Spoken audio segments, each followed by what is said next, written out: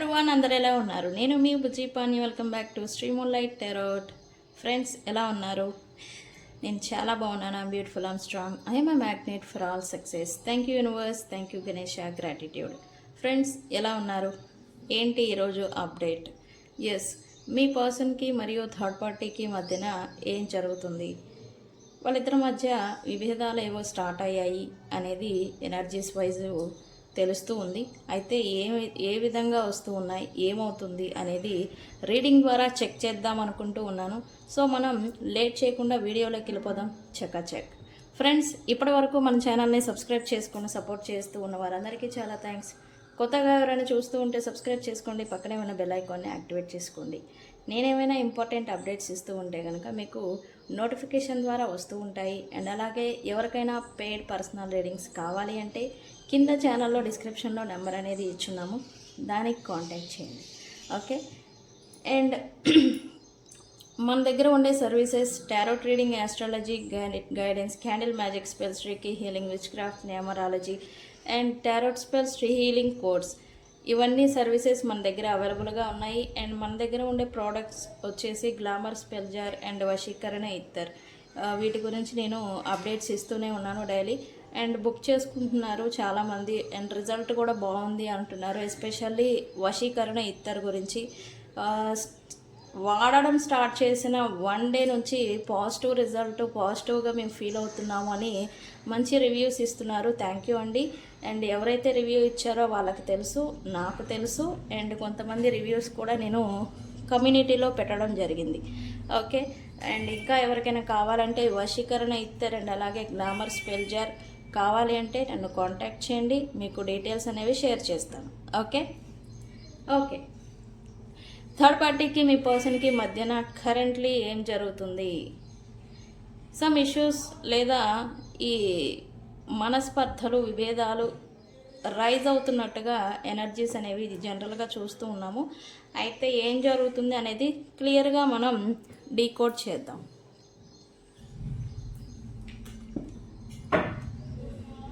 ఈరోజు ఈ డెక్ని నేను యూజ్ చేస్తాను. యూనివర్స్, ప్లీజ్ థర్డ్ పార్టీకి మా వ్యూవర్స్ పర్సన్కి మధ్యన ఏం జరుగుతుంది?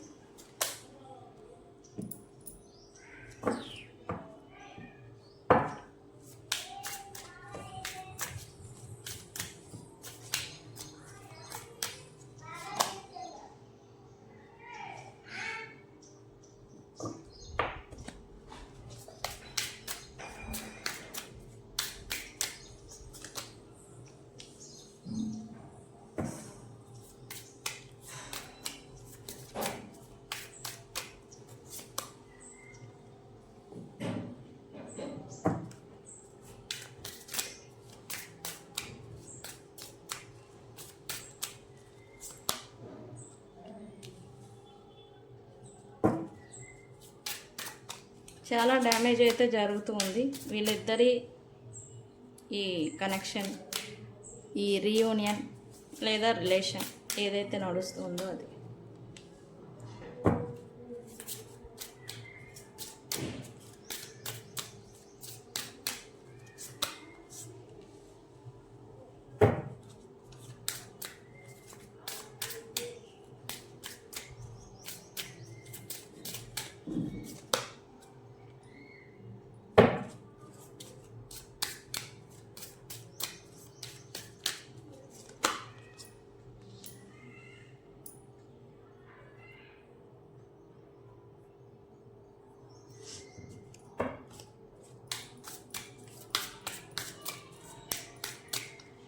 లాస్ట్ కార్డ్,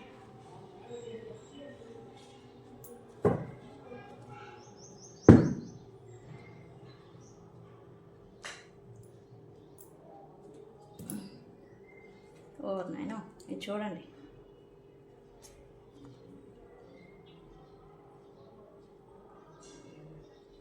పాస్ట్లో వీళ్ళకు ఉన్న ప్రజెంట్ అవసరాలనే నేను చెప్తాను.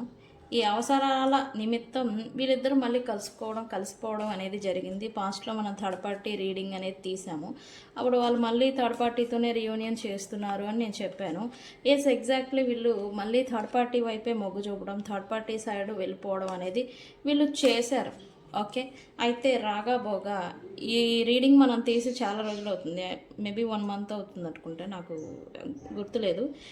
రాగాబోగా వస్తూ ఉండగా ఈ పర్సన్కి సంథింగ్ అన్సాటిస్ఫైడ్ ఫీల్ అవుతూ ఉన్నారు. మీ person third party situation, third పార్టీతో ఉండడం కానీ వాళ్ళతో గడపడం కానీ ఏవైతే అవసరాలు ఫుల్ఫిల్ అవుతాయో, అది బిజినెస్ రిలేటెడ్ కావచ్చు, పర్సనల్ నీడ్స్ కావచ్చు, లేదా డబ్బు పరంగా కావచ్చు, ఏవైతే వాళ్ళతో ఉంటేనే మనకి కూడా బెనిఫిట్ ఉంటుందని ఏదైతే మీ పర్సన్ అంచనా వేసి థర్డ్ పార్టీ సిచ్యువేషన్లోకి వెళ్ళిపోయారో అది ఇప్పుడు వీళ్ళకి అంత సాటిస్ఫైగా అనిపించడం లేదు. అంటే వాళ్ళ ద్వారా సమ్ బెనిఫిట్ వస్తుంది అనుకున్న వీళ్ళకి ఆ బెనిఫిట్ ఏమీ రావడం లేదు. అయితే ఇది పర్సనల్ నీడ్ కావచ్చు, ఈ డబ్బు పరంగా కావచ్చు, వర్క్ గురించి కావచ్చు, బిజినెస్ పరంగా కావచ్చు, వీళ్ళు ఇన్వాల్వ్ అవుతూ ఉంటే. ఓకే, అయితే మీ పర్సన్ ప్రజెంట్లీ ఈ థర్డ్ పార్టీతో ఉండి ఓవర్వెల్మింగ్ సిచ్యువేషన్ని ఫేస్ చేస్తున్నారు అని చెప్పాలి. ఎందుకు అని అంటే ఈ థర్డ్ పార్టీ వీళ్ళని ఓవర్ కంట్రోలింగ్, ఓవర్గా వీళ్ళని గమనించడం, ఓవర్గా అంటే వీళ్ళని డే అండ్ నైట్ ఫోకస్డ్గా వీళ్ళని గమనించడం అనమాట. డే అండ్ నైట్ వీళ్ళని ఎక్కడ వీళ్ళ బౌండరీ దాటిపోతారేమో అనే భయం చేత ఈ థర్డ్ పార్టీ వాళ్ళని ఓవర్గా స్పై చేయడం, ఓవర్గా వాళ్ళని కేర్ చేయడం, ఇందులో కేరింగ్ కూడా ఓవర్ కేరింగ్ అనమాట. ఓకే, వాటర్ అవుతున్నాయి అంటే మంచినీళ్ళు ఇవ్వడం అంతవరకే. నీకు మంచినీళ్ళు కావాలా, ఈ టైంకి నువ్వు తాగుతావు, నువ్వు తాగు అని బలవంతంగా తాగించడం ఇదే మాదిరి ఈ థర్డ్ పార్టీ కరెంట్లీ ఈ పర్సన్ పట్ల బిహేవియర్ అనేది చూపిస్తూ ఉన్నారు. ఓకే, దీనివల్ల ఏంటంటే ఈ పర్సన్కి విసుగు వస్తుందని చెప్పాలి. థర్డ్ పార్టీ సిచ్యువేషన్లో థర్డ్ పార్టీస్ కారణంగా మీ పర్సన్కి విసుగు వస్తుంది అండ్ కోపం వస్తుంది, ఓవర్వెల్మింగ్ అవుతున్నారు. బట్ కోపాన్ని చూపించలేని సిచ్యువేషన్లో మీ పర్సన్ ఉండిపోతూ ఉన్నారు. ఓకే, అయితే ఈ పర్సను తనని తాను అద్దంలో చూసుకుంటూ నువ్వు అసలు ఏం చేస్తున్నావు, నువ్వేంటి, ఏం చేసావు అని ఈ పర్సన్ తనని తాను, అంటే అంతరాత్మ అంటాం కదా, తనని తాను ప్రశ్నిస్తుంది. ఈ థర్డ్ పార్టీతో తను ప్రజెంట్ చేస్తూ ఉన్నది కరెక్టేనా అని, నువ్వు ఇంతకుముందు చేసింది ఇప్పుడు చేస్తుంది కరెక్టేనా, ఇప్పుడు నీకు ఏ నష్టం జరుగుతుంది అని మీ పర్సన్ అంతరాత్మ ఏదైతే ఉందో తనని క్వశ్చన్ చేస్తుంది. ఓకే, ఇక్కడ ఇంకో విషయం ఏంటంటే ఈ పర్సన్ పాస్ట్లో ఏదైతే స్వార్థం చూసుకొని థర్డ్ పార్టీ సిచ్యువేషన్లోకి వెళ్ళిపోయారో ఆ స్వార్థం తాలూకా రిజల్ట్ ఏంటి, యాక్షన్ ప్లస్ చర్య ప్లస్ ప్రతిచర్య కర్మ. ఈ చర్యలు ఏవైతే చేశారో పాస్ట్లో ఇప్పుడు ప్రతిచర్యగా వీళ్ళు ఈ ఆబ్స్టకల్స్ని, ప్రాబ్లమ్స్ని, డ్యామేజెస్ని చూస్తూ ఉన్నారు. అయితే ఇంతకు పూర్వం ఈ డ్యామేజ్ జరుగుతూ ఉన్నా మీ పర్సన్ ఫోకస్ అనేది థర్డ్ పార్టీ వల్ల ఇదంతా జరుగుతుందా అనే లాంటి ఆలోచనకి రాలేదు గతంలో. బట్ ఇప్పుడు వస్తున్నారు. ఇట్లా నా లైఫ్ కొంచెం ఇబ్బందుల పాలు అవ్వడానికి కారణం థర్డ్ పార్టీ కారణమా అని ఈ పర్సన్ రియాలిటీలోకి వచ్చి ఆలోచిస్తున్నారు మీ పర్సన్. అందుకే వీళ్ళ అంతరాత్మ మనకి క్వశ్చన్ చేస్తుంది. ఎవరో వచ్చి మనల్ని క్వశ్చన్ చేయరండి, మన అంతరాత్మ మనల్ని ప్రశ్నించినప్పుడు మనం దానికి సమాధానం చెప్పుకోగలగాలి. అలాంటి పనులే మనం చేసుకోగలగాలి. ఓకే, అంతరాత్మకి సమాధానం చెప్పుకోలేని రోజున మనం చచ్చిపోయిన వాళ్ళతో సమానం. మీరు ఎవరికో ఎంపీకో, పిఎంకో, మోడీకో లేకపోతే ఇంకెవరికో సమాధానాలు చెప్పాల్సిన అవసరం లేదు మీ జీవితం గురించి. బట్ మీ అంతరాత్మకి మీరు సమాధానం చెప్పుకోవాలి. నేను ఈ పని చేశాను అంటే ఇది కారణం వల్ల నేను చేశాను అని మీ అంతరాత్మకి మీరు చెప్పుకోగలగాలి. అలా చెప్పుకోలేని రోజున మీరు చచ్చిపోయిన వాళ్ళతో లెక్క. అంటే మీరు అని కాదు, ఈ పర్సన్ కావచ్చు, ఎవరైనా కావచ్చు. ఓకే ఫ్రెండ్స్, ఇది ఓవరాల్ ఎనర్జీ. అయితే ఈ పర్సను థర్డ్ పార్టీకి ఈ పర్సన్కి మధ్యన ఏం జరుగుతుందనేది తీద్దాం అనుకున్నాం కదా, ఇంకాస్త డీప్గా వెళ్దాము. ప్రజెంట్ అయితే ఈ పర్సన్ కొంత డిటాచ్డ్గా థర్డ్ పార్టీస్తో ఉంటున్నారు అని చూపిస్తుంది. ఎందుకు ఈ పర్సన్ నేను చెప్పాను కదా, ఓవర్ కేరింగ్ అనమాట. ఎక్కడ వీళ్ళ బౌండరీ దాటి వెళ్ళిపోతారో అని, ఈ టైంకి నువ్వు తినాలి తిను, ఈ టైంకి తాగాలి తాగు అని వాళ్ళు ముందుగానే వీళ్ళకి సేవలు చేయడం, లేదా ముందుగానే ఈ ఓవర్ కేరింగ్ అనేది పెట్టడం వల్ల అనమాట. దీనివల్ల ఏంటి, వీళ్ళకి విసుగు వస్తుంది, చిరాకు వస్తుంది. ఓకే, వీళ్ళైతే కొంచెం ఈ గందరగోళాలు, ఈ గడబిడ, వీళ్ళతో వస్తూ ఉన్న ఈ ఒక మానసికమైన టార్చర్ అనమాట మీ పర్సన్ది. దీని నుంచి కొంచెం స్పేస్ కోరుకుంటున్నారని చెప్పాలి. దీని గురించి వీళ్ళు ఏదైనా ఊర్లు వెళ్ళడం, థర్డ్ పార్టీ నుంచి ఏదైనా దూరంగా ఒక 2-3 డేస్ దూరంగా గడపాలి అనుకోవడం, లేదా వేరే ప్రాంతాలకు వెళ్ళడం, లేదా ఒకే ఊర్లో ఒకే దగ్గర ఉన్న వీళ్ళు ఏదో బిజీగా ఉంటున్నట్టుగా వీళ్ళు ఒంటరిగా గడపడం, ఇట్లాంటివి చేస్తూ ఉన్నారు.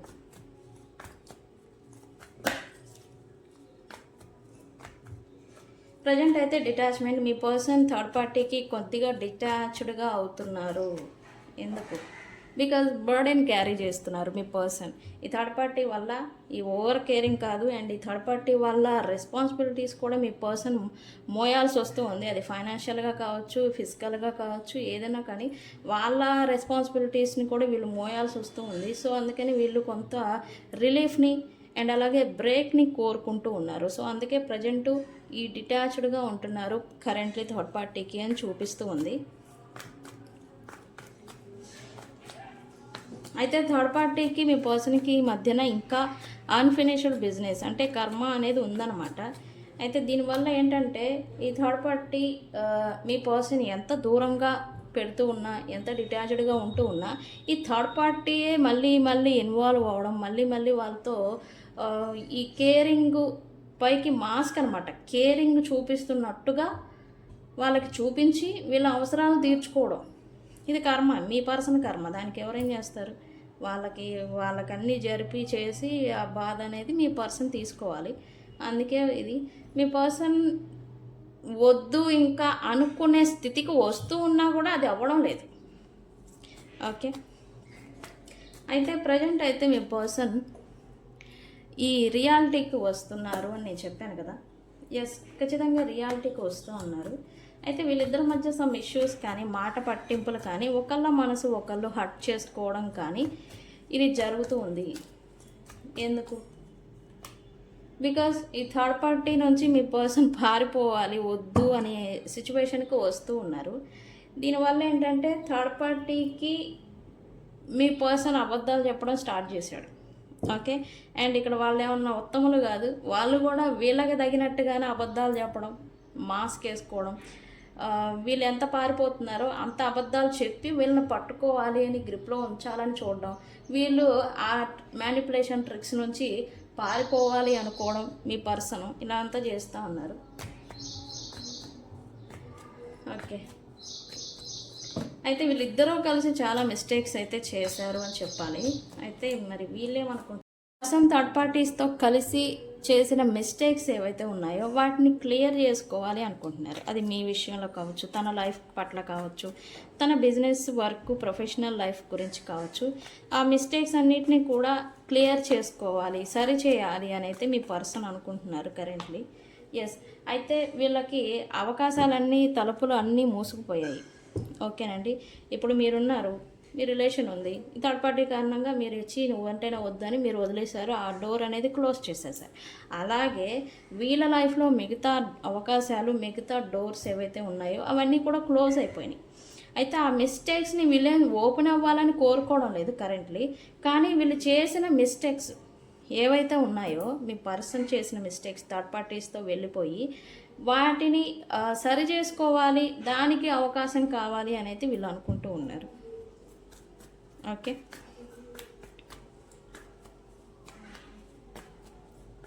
ఇక్కడ ఏంటంటే థర్డ్ పార్టీతో రిలేషన్లోకి వెళ్ళి మీ పర్సన్ లైఫ్ డ్యామేజ్ అయిపోయింది, అండ్ థర్డ్ పార్టీ లైఫ్ కూడా డ్యామేజ్ అయిపోయిందని వీళ్ళిద్దరూ అనుకుంటూ ఉన్నారు.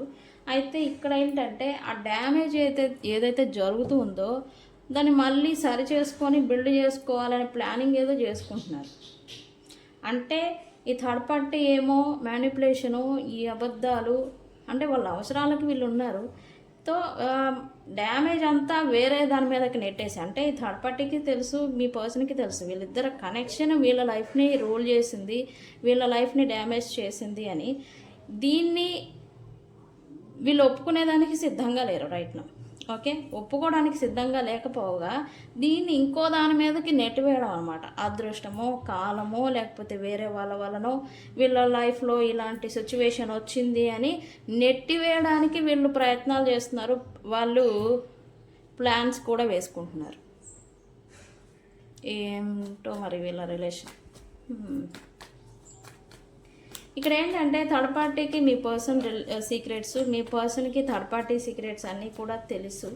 దీనివల్ల ఏంటంటే వీళ్ళిద్దరూ ఒకే రిలేషన్లో ఉండాల్సి వస్తూ ఉంది రైట్ నో. మీ పర్సన్ అదే ఫీల్ అవుతుంది. వాళ్ళ బలహీనతలు ఏవి కూడా బయటపడకుండా థర్డ్ పార్టీ జాగ్రత్త పడుతున్నారు. ప్లస్ మీ పర్సన్ని హోల్డ్ చేసి ఉంచేదానికి గట్టిగా పట్టుపట్టున్నారు అని చెప్పాలి. మీ థర్డ్ పార్టీ కూడా మీ పర్సన్ సీక్రెట్స్ అన్నిటినీ తెలుసుకొని మరీ స్ట్రక్ చేశారు, వాళ్ళ బౌండరీలోనే ఉండాలి అని. ఓకే, అయితే థర్డ్ పార్టీ ఇన్ఫ్లుయెన్సెస్ అయితే మీ పర్సన్ పైన చాలా ఉంది అని చెప్పాలి. దీనివల్ల ఏంటంటే మీ పర్సన్ ఓవర్వెల్మింగ్ అయిపోతూ ఈ థర్డ్ పార్టీతోనే కొంచెం ఈ గొడవలు పడడం, ఈ అంటే వీళ్ళు ఏంటంటే థర్డ్ పార్టీ వాళ్ళతోనే హ్యాపీగా ఉండాలి మీ పర్సన్, ఇంకెవరితో ఉండొద్దు, ఇంకెవరు వాళ్ళ ప్రపంచంలో ఉండొద్దు అనమాట. ఇలాంటి బిహేవియర్ వల్ల ఈ పర్సన్కి పిచ్చి ఎక్కుతుందని చెప్పాలి. అంటే వీళ్ళ కారణంగా మిగతా వాళ్ళని పోగొట్టుకుంటున్నారు. ఫ్యామిలీ కూడా ఈ పర్సన్ దూరంగా ఉన్నారని చెప్పాలి థర్డ్ పార్టీ కారణం చేత. దీనివల్ల ఏంటంటే థర్డ్ పార్టీ మీద విపరీతమైన కోపము, అగ్రెసేషను, ఈ యాంగ్రీ అంటాం కదా, కోపము, ఈ చిరాకు, విద్వేషణ ఫీలింగ్ అయితే ఇప్పుడిప్పుడు స్టార్ట్ అవుతుంది అని చెప్పాలి మీ పర్సన్కి.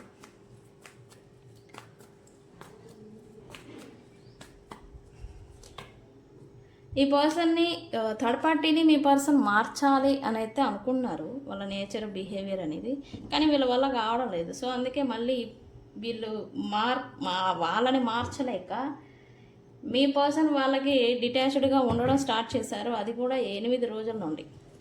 Okay friends, okay,